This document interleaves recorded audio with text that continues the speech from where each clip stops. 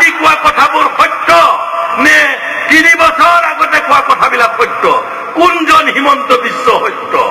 সদৌ অসম ছাত্ৰ সন্থা গণসংগ্ৰাম সমিতিৰ লগত থাকি প্ৰফুল্ল মহন্ত ভৃগু ফুকনৰ লগত থকা হিমন্ত বিশ্বজন সত্য? কালিলৈকে কংগ্ৰেছৰ লগত থকা হিমন্ত বিশ্বজন সত্য? আজি বিজেপিত থকা হিমন্ত বিশ্ব যেন সত্য নে আলফাৰ মিডিলমেন হৈ আলফাৰ নামত টকা তোলা সেই সময়ৰ হিমন্ত বিশ্বজন সত্য?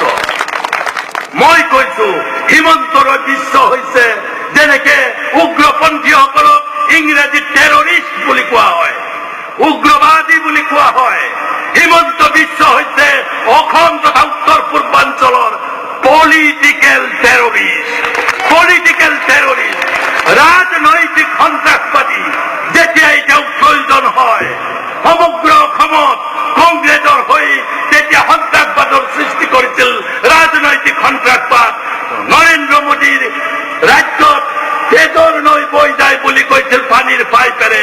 আজি এই একেই হিমন্ত বিশ্বই পঞ্চায়তত জিকাৰ স্বাৰ্থত কি কৈছে যে অসম গণ পৰিষদ দলে 1951 চনৰ পৰা 1971 চনলৈকে অসম চুক্তি কৰি 1 কোটি বিদেশী নাগৰিক আনিছে বুলি কৈছে। মই কৈছো নেকি? হিমন্ত